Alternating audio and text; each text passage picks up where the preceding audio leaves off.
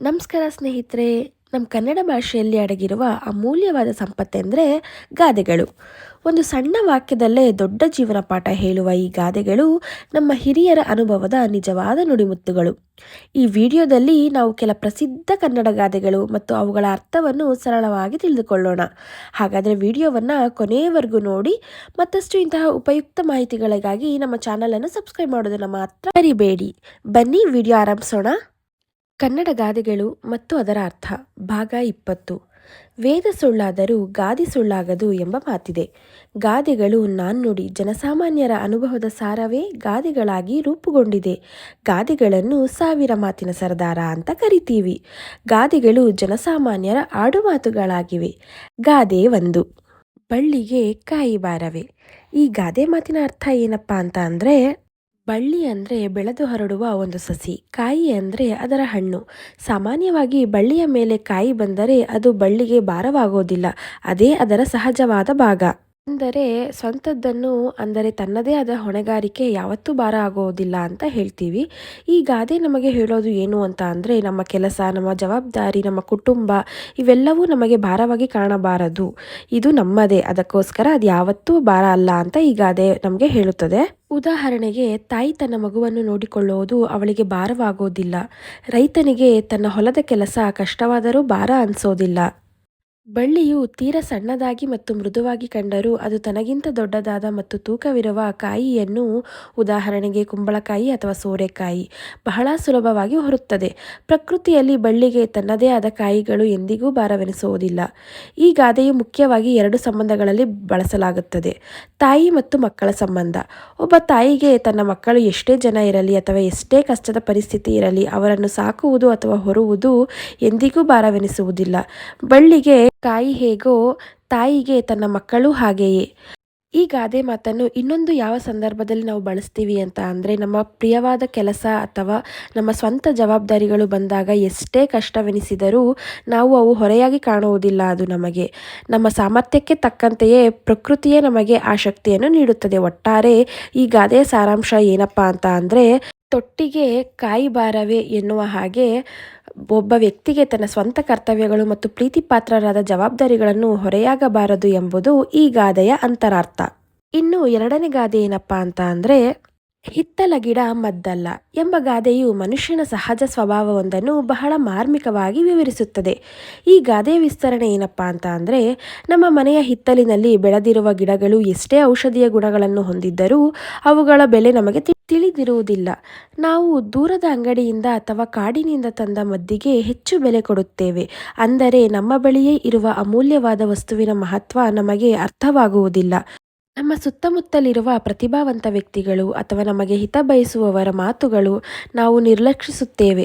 ಆದರೆ ಅದೇ ಮಾತನ್ನು ಯಾರೋ ಅಪರಿಚಿತರು ಅಥವಾ ದೂರದವರು ಹೇಳಿದರೆ ಅದಕ್ಕೆ ಹೆಚ್ಚಿನ ಮಾನ್ಯತೆ ನೀಡುತ್ತೇವೆ.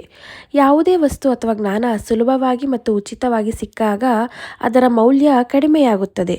ಉದಾಹರಣೆಗೆ, ಮನೆಯಲ್ಲಿರುವ ಹಿರಿಯರ ಅನುಭವದ ಮಾತುಗಳು ಹಿತ್ತಲ ಗಿಡದಂತೆ ನಮಗೆ ಸಾಧಾರಣವಾಗಿಯೇ ಕಾಣುತ್ತದೆ. ದೂರದ ಬೆಟ್ಟ ಕಣ್ಣಿಗೆ ನುಣ್ಣಗೆ ಎಂದ ಹಾಗೆ, ನಮಗೆ ಹತ್ತಿರವಿರುವ ಸತ್ಯಕ್ಕಿಂತ ದೂರವಿರುವ ಭ್ರಮೆಯೇ ಹೆಚ್ಚು ಆಕರ್ಷಕವಾಗಿ ಕಾಣುತ್ತದೆ ಎಂಬುದು ಈ ಗಾದೆಯ ಸಾರ. ಒಬ್ಬ ವ್ಯಕ್ತಿಯು ತನ್ನ ಮನೆಯಲ್ಲೇ ಇರುವ ಸಂಪನ್ಮೂಲ ಅಥವಾ ಪ್ರತಿಭೆಯನ್ನು ಗುರುತಿಸದೆ ಹೊರಗಡೆ ಹುಡುಕುತ್ತಾ ಹೋದಾಗ ಈ ಗಾದೆಯನ್ನು ಬಳಸಲಾಗುತ್ತದೆ. ಪರಿಚಿತ ವಸ್ತು ಅಥವಾ ವ್ಯಕ್ತಿಯಲ್ಲಿರುವ ಗುಣಗಳನ್ನು ಗುರುತಿಸಿ ಗೌರವಿಸುವುದನ್ನು ಕಲಿಯಬೇಕು. ನಮ್ಮ ಅಕ್ಕಪಕ್ಕದಲ್ಲಿರುವ ಶಕ್ತಿಯನ್ನು ಅರಿತುಕೊಳ್ಳದಿದ್ದರೆ ಅದು ನಮ್ಮದೇ ನಷ್ಟ ಎಂಬುದು ಈ ಗಾದೆಯ ಕಿವಿಮಾತಾಗಿದೆ. ದೂರದ ಬೆಟ್ಟವನ್ನು ನೋಡಿ ನುಣ್ಣಗಿದೆ ಎಂದುಕೊಳ್ಳುತ್ತೇವೆ. ಹತ್ತಿರ ಹೋದಾಗಲೇ ಅದರ ನಿಜವಾದ ಸ್ವರೂಪ ತಿಳಿಯುವುದು. ದೂರದ ಹುಲ್ಲುಗಾವಲು ನುಣುಪಾಗಿ ಕಾಣುತ್ತದೆ, ಹತ್ತಿರ ಹೋದಾಗ ಮಾತ್ರ ಅದರ ಹೊರಟುತನ ತಿಳಿಯುತ್ತದೆ. ಆದರೆ ಇದಕ್ಕೆ ವಿರುದ್ಧವಾಗಿ ಹಿತ್ತಲಲ್ಲಿ ಬೆಳೆಯುವ ಗಿಡದ ಮದ್ದಿನ ಗುಣವನ್ನು ನಾವೇ ಏಕೆ ಗಮನಿಸದೆ ಉಪಯೋಗಿಸುವುದಿಲ್ಲ? ನಮ್ಮ ನಡುವೆ ಇರುವವರ ಜಾಣತನವನ್ನು ಹೊಗಳದೆ ದೂರ ಇರುವವರನ್ನು ಆಧರಿಸುವುದು ಎಷ್ಟು ಸರಿ ಎಂದು ಈ ಗಾದೆಯು ಪ್ರಶ್ನಿಸುತ್ತದೆ. ಗಾದೆ ಮಾತು 3. ಕೋಪದಲ್ಲಿ ಕೊಯ್ದ ಮೂಗು ಮತ್ತೆ ಬಂದೀತೆ. ಈ ಗಾದೆಯು ಆತುರ, ಕೋಪ ಮತ್ತು ಅತಿಯಾದ ಭಾವನೆಗಳಿಂದ ತೆಗೆದುಕೊಳ್ಳುವ ನಿರ್ಧಾರಗಳು ಶಾಶ್ವತ ಹಾನಿಯನ್ನುಂಟು ಮಾಡುತ್ತದೆ ಎಂದು ಎಚ್ಚರಿಸುತ್ತದೆ. ಕೋಪದಲ್ಲಿ ಮಾಡಿದ ತಪ್ಪುಗಳನ್ನು ನಂತರ ಪಶ್ಚಾತ್ತಾಪ ಪಟ್ಟರೂ ಸರಿಪಡಿಸಲು ಸಾಧ್ಯವಿಲ್ಲ, ಏಕೆಂದರೆ ಕಳೆದುಕೊಂಡ ಅವಕಾಶ ಅಥವಾ ಸಂಬಂಧಗಳು ಸುಲಭವಾಗಿ ಮರಳಿ ಬರುವುದಿಲ್ಲ ಎಂಬುದು ಇದರ ಸಾರಾಂಶ. ಕೈಲಾಗದವನು ಮೈಪರಚಿಕೊಂಡ ಎನ್ನುವಂತೆ ಕೈಲಾಗದವನು ಹತೋಟಿ ಇಲ್ಲದವನು ಕೋಪ ಮಾಡಿಕೊಳ್ಳುತ್ತಾನೆ. ಕೋಪ ಮಾಡಿಕೊಂಡಾಗ ಏನು ಬೇಕಾದರೂ ಮಾಡಬಹುದು. ಕೋಪ ಎಂಬುದು ಅನರ್ಥ ಸಾಧನ ಎನ್ನುವ ಮಾತು ನೆನಪಿರಬೇಕು. ಕೋಪದಲ್ಲಿ ಕಲ್ಲನ್ನು ಒದ್ದರೆ ಏನಾಗುತ್ತೆ ಹೇಳಿ? ಕೋಪವನ್ನು ನಿಗ್ರಹಿಸುವುದರ ಅಗತ್ಯವನ್ನು ಈ ಗಾದೆ ಹೇಳುತ್ತದೆ.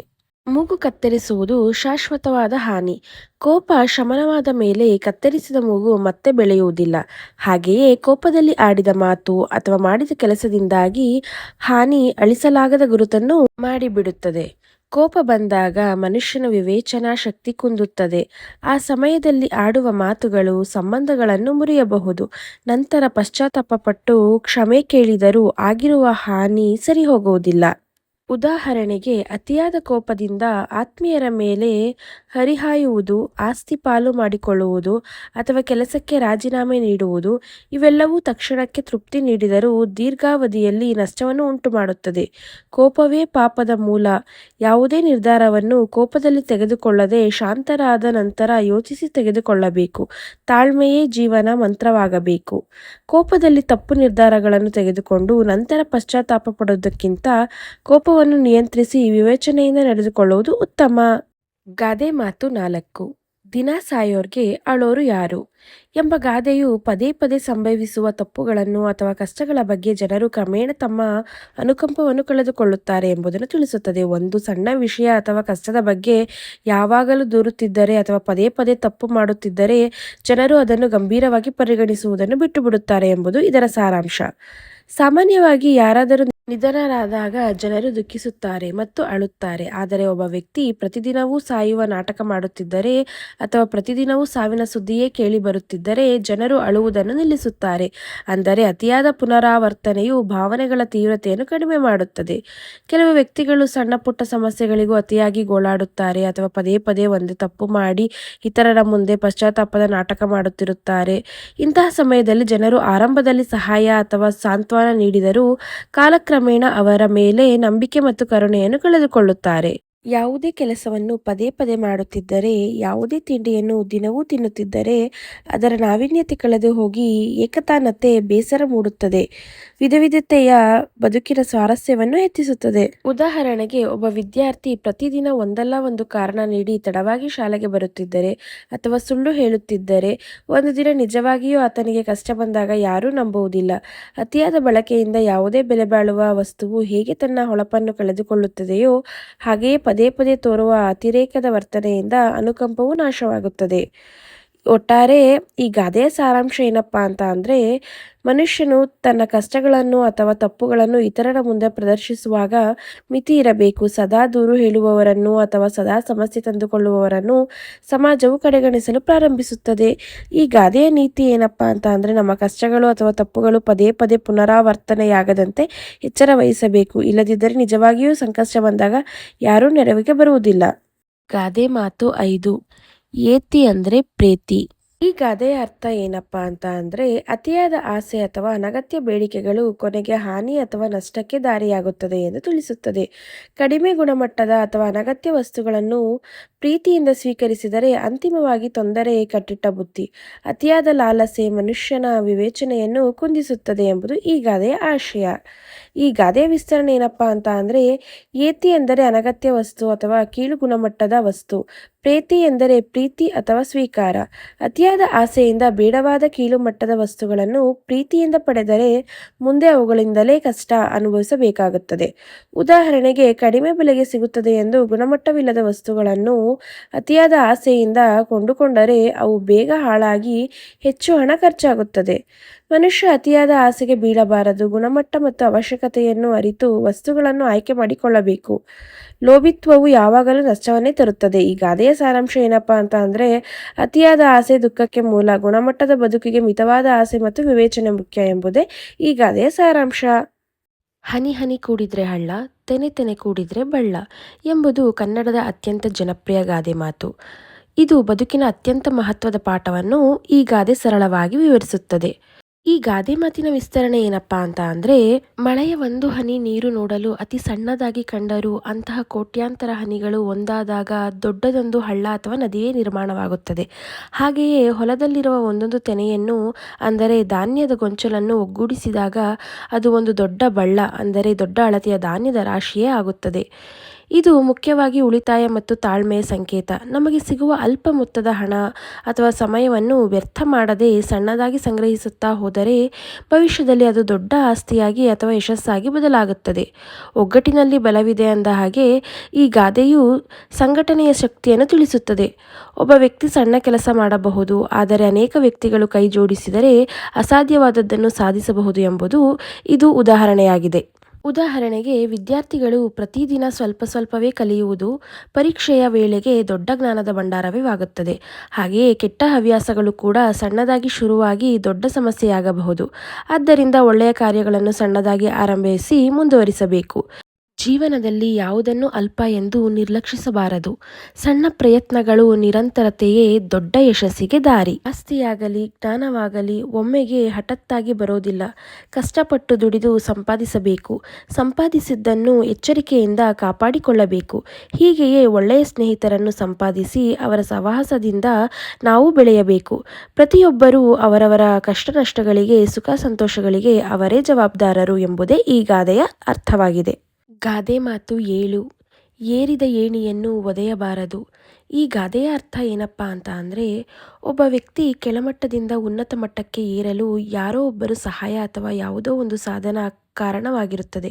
ಇಲ್ಲಿ ಏಣಿ ಎಂಬುದು ನಮಗೆ ಸಹಾಯ ಮಾಡಿದ ವ್ಯಕ್ತಿ, ಸಂಸ್ಥೆ ಮತ್ತು ಪರಿಸ್ಥಿತಿಯ ಸಂಕೇತ. ಗುರಿ ತಲುಪಿದ ಮೇಲೆ ನಮಗೆ ದಾರಿ ತೋರಿಸಿದ ಆ ಏಣಿಯನ್ನು ಗೌರವಿಸಬೇಕೇ ಹೊರತು ಅದನ್ನು ಮರೆಯಬಾರದು ಅಥವಾ ನಾಶಪಡಿಸಬಾರದು. ಮನುಷ್ಯ ಅಧಿಕಾರ, ಹಣ ಅಥವಾ ಅಂತಸ್ತನ್ನು ಪಡೆದಾಗ ಹಳೆಯ ದಿನಗಳನ್ನು ಮತ್ತು ನನಗೆ ಬೆನ್ನೆಲುಬಾಗಿ ನಿಂತವರನ್ನು ಮರೆಯುವ ಸಾಧ್ಯತೆ ಇರುತ್ತದೆ. ಯಶಸ್ಸಿನ ಅಮಲಿನಲ್ಲಿ ನಮಗೆ ಸಹಾಯ ಮಾಡಿದವರನ್ನು ಕಡೆಗಣಿಸುವುದು ಅಥವಾ ಅವರಿಗೆ ದ್ರೋಹ ಬಗೆಯುವುದು ತಪ್ಪು ಎಂಬ ಎಚ್ಚರಿಕೆಯನ್ನು ಈ ಗಾದೆ ನೀಡುತ್ತದೆ.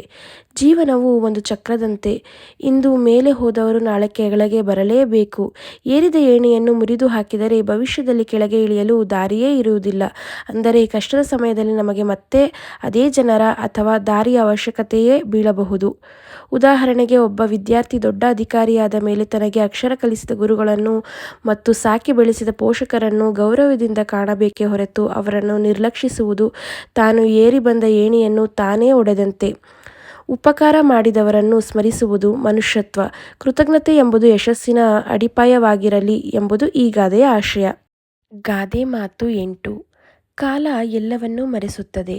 ಈ ಗಾದೆ ಮಾತು ಮನುಷ್ಯನ ಜೀವನದಲ್ಲಿ ಸಮಯ ಅಥವಾ ಕಾಲದ ಪ್ರಭಾವ ಮತ್ತು ಚಿಕಿತ್ಸಕ ಗುಣಗಳನ್ನು ಬಹಳ ಸುಂದರವಾಗಿ ವಿವರಿಸುತ್ತದೆ. ಜೀವನದಲ್ಲಿ ನಮಗೆ ಅತೀವ ದುಃಖ, ಸಾವು, ನೋವು ಅಥವಾ ಅವಮಾನಗಳಾದಾಗ ಅವು ಶಾಶ್ವತವಾಗಿ ನಮ್ಮನ್ನು ಕಾಡುತ್ತವೆ ಎಂದು ನಮಗೆ ಅನಿಸುತ್ತದೆ. ಆದರೆ ಸಮಯ ಉರುಳಿದಂತೆ ಆ ತೀವ್ರತೆ ಕಡಿಮೆಯಾಗುತ್ತದೆ. ಅದಕ್ಕಾಗಿಯೇ ಕಾಲವನ್ನು ಅತ್ಯಂತ ದೊಡ್ಡ ವೈದ್ಯ, ಟೈಮ್ ಈಸ್ ಗ್ರೇಟ್ ಹೀಲರ್ ಎಂದು ಕರೆಯುತ್ತಾರೆ. ನಮಗೆ ಪ್ರಿಯರಾದವರು ದೂರವಾದಾಗ ಅಥವಾ ದೊಡ್ಡ ನಷ್ಟ ಅನುಭವಿಸಿದಾಗ ಆರಂಭದಲ್ಲಿ ಉಂಟಾಗುವ ಆಘಾತ ಮತ್ತು ನೋವು ಅಸಹನೀಯವಾಗಿರುತ್ತದೆ. ಆದರೆ ದಿನಗಳು ಕಳೆಯುತ್ತಾ ಹೋದಂತೆ ಮನಸ್ಸು ಆ ಪರಿಸ್ಥಿತಿಗೆ ಒಗ್ಗಿಕೊಳ್ಳುತ್ತದೆ ಮತ್ತು ಹಳೆಯ ಕಹಿ ನೆನಪುಗಳು ಮುಸುಕುತ್ತಾ ಹೋಗುತ್ತವೆ. ಹಳೆಯ ದ್ವೇಷ, ಹಗೆತನ ಮತ್ತು ಕೋಪಗಳು ಕೂಡ ಕಾಲಾನಂತರದಲ್ಲಿ ತಣ್ಣಗಾಗುತ್ತದೆ. ಕಾಲವು ಹಳೆಯ ಗಾಯಗಳನ್ನು ಮಾಯಿಸಿ ಹೊಸ ದಾರಿಯನ್ನು ತೋರಿಸುತ್ತದೆ. ಇದು ಮನುಷ್ಯ ಮತ್ತೆ ಸಾಮಾನ್ಯ ಜೀವನ ನಡೆಸಲು ಸಹಾಯ ಮಾಡುತ್ತದೆ. ಸೋಲು ಅಥವಾ ಕಷ್ಟ ಬಂದಾಗ ನಾವು ಕುಗ್ಗಿ ಹೋಗಬಾರದು, ಇದು ಕೂಡ ಕಳೆದು ಹೋಗುತ್ತದೆ ಎಂಬ ಸಮಾಧಾನವನ್ನು ಕಾಲ ನಮಗೆ ನೀಡುತ್ತದೆ. ಉದಾಹರಣೆಗೆ, ಪರೀಕ್ಷೆಯಲ್ಲಿ ಸೋತಾಗ ಉಂಟಾಗುವ ದುಃಖ ಕಾಲಕ್ರಮೇಣ ಮರೆತು ಹೋಗಿ ಮತ್ತೆ ಪ್ರಯತ್ನಿಸುವ ಹುಮ್ಮಸ್ಸು ಮೂಡುತ್ತದೆ. ಎಂತಹ ಕಠಿಣ ಪರಿಸ್ಥಿತಿಯನ್ನು ಸಹಿಸಿಕೊಳ್ಳುವ ಶಕ್ತಿಯನ್ನು ಕಾಲ ನಮಗೆ ನೀಡುತ್ತದೆ. ಕಹಿ ನೆನಪುಗಳನ್ನು ಮರೆಸಿ ಹೊಸ ಭರವಸೆಯನ್ನು ಮೂಡಿಸುವುದೇ ಕಾಲದ ಮಹಿಮೆ. ಪ್ರತಿಯೊಬ್ಬರ ಬದುಕಿನಲ್ಲೂ ಆಕಸ್ಮಿಕಗಳು, ಅನಾಹುತಗಳು, ದುರ್ಘಟನೆಗಳು, ಸಾವು ನೋವುಗಳು ಸಂಭವಿಸುತ್ತವೆ. ಆಗ ನಾವು ಸಂಕಷ್ಟಕ್ಕೆ ಸಿಕ್ಕಿ ಒದ್ದಾಡುತ್ತಿರುತ್ತೇವೆ. ಇವುಗಳಿಂದ ಪರಿಹಾರ ಪಡೆಯಲು ಕಾಲವೇ ಸಹಾಯ ಮಾಡುತ್ತದೆ. ಮರೆವು ಎಂತಹ ಔಷಧಿ ಎಂಬುದನ್ನು ಕಾಲವೇ ನಿರ್ಣಯಿಸುತ್ತದೆ. ಗಾದೆ ಮಾತು 9. ಏಟು ಬೀಳುವುದಕ್ಕೆ ಮೊದಲೇ ನೋವಾಗುವುದಿಲ್ಲ ಎಂಬ ಗಾದೆ ಮಾತು ಜೀವನದ ವಾಸ್ತವ ಮತ್ತು ಅತಿಯಾದ ಆತಂಕದ ಬಗ್ಗೆ ಎಚ್ಚರಿಸುತ್ತದೆ. ಈ ಗಾದೆಯ ಅರ್ಥ ಅಥವಾ ವಿಸ್ತರಣೆ ಏನಪ್ಪಾ ಅಂತ ಅಂದರೆ, ಅನೇಕ ಬಾರಿ ನಾವು ಭವಿಷ್ಯದಲ್ಲಿ ಬರಬಹುದಾದ ಕಷ್ಟಗಳ ಬಗ್ಗೆ ಯೋಚಿಸಿ ಹಿಂದೆ ಭಯಪಡುತ್ತೇವೆ. ಅಂದರೆ ಇನ್ನೂ ಸಮಸ್ಯೆ ಎದುರಾಗುವುದಿಲ್ಲ, ಏಟು ಬಿದ್ದಿರುವುದೇ ಇಲ್ಲ, ಆದರೆ ಅದರ ಬಗ್ಗೆ ಕಲ್ಪನೆ ಮಾಡಿಕೊಂಡು ಈಗಲೇ ಮಾನಸಿಕವಾಗಿ ಕುಗ್ಗಿ ಹೋಗಿರುತ್ತೇವೆ. ಇದು ತಪ್ಪು ಎಂಬುದು ಈ ಗಾದೆಯ ಆಶಯ. ಸಮಸ್ಯೆ ಎದುರಾದಾಗ ಅದನ್ನು ಎದುರಿಸುವ ಶಕ್ತಿ ನಮಗೆ ಅಂದೇ ದೊರೆಯುತ್ತದೆ. ಆದರೆ ಸಂಭವಿಸಿದ ಘಟನೆಗಳ ಬಗ್ಗೆ ಮೊದಲೇ ಚಿಂತಿಸುವುದು ವ್ಯರ್ಥ. ಉದಾಹರಣೆಗೆ, ಪರೀಕ್ಷೆ ಇನ್ನೂ ಶುರುವಾಗಿರುವುದಿಲ್ಲ, ಆದರೆ ನಾನು ನಪಾಸಾದರೆ ಏನು ಮಾಡುವುದು ಎಂದು ಮೊದಲೇ ಕಣ್ಣೀರು ಹಾಕುವುದು ಈ ಗಾದೆಗೆ ಹೊಂದಿಕೆಯಾಗುತ್ತದೆ.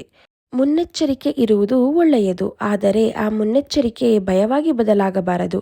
ಏಟು ಬಿದ್ದಾಗ ಚಿಕಿತ್ಸೆ ಮಾಡಬಹುದು, ಆದರೆ ಬೀಳದ ಏಟಿಗೆ ಮುನ್ನೆಚ್ಚರಿಕೆ ಎಂಬ ಹೆಸರಿನಲ್ಲಿ ಮೊದಲೇ ನಾವು ನೋವು ಪಡಬಾರದು. ಈ ಗಾದೆಯು ನಮಗೆ ವರ್ತಮಾನದಲ್ಲಿ ಬದುಕಲು ಕಲಿಸುತ್ತದೆ.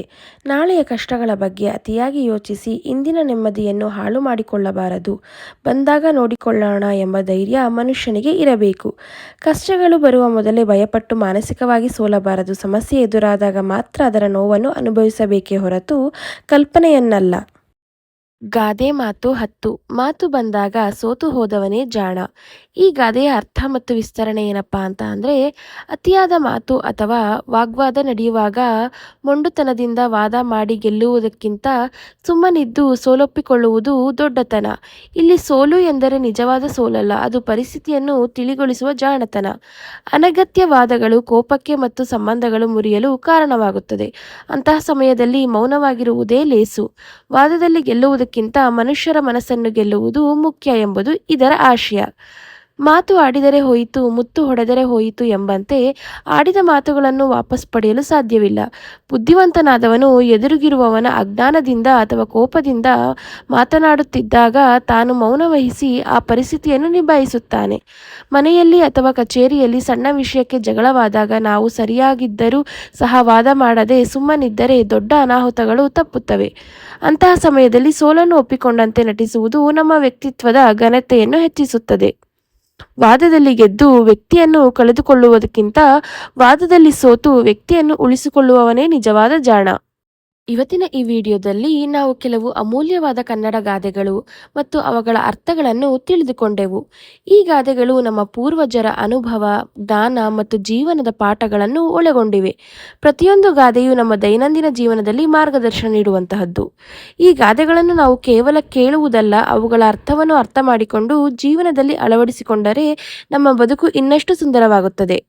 ಇವತ್ತಿನ ಈ ವಿಡಿಯೋನ ಇಲ್ಲಿಗೆ ಮುಕ್ತಾಯ ಮಾಡ್ತಾ ಇದ್ದೀನಿ. ಮತ್ತೆ ನಿಮಗೆ ಮತ್ತೊಂದು ವಿಡಿಯೋದಲ್ಲಿ ಭೇಟಿ ಆಗ್ತೀನಿ ಅಂತ ಹೇಳ್ತಾ ಈ ವಿಡಿಯೋನ ಪೂರ್ತಿಯಾಗಿ ನೋಡಿದ್ದಕ್ಕಾಗಿ ಧನ್ಯವಾದಗಳು.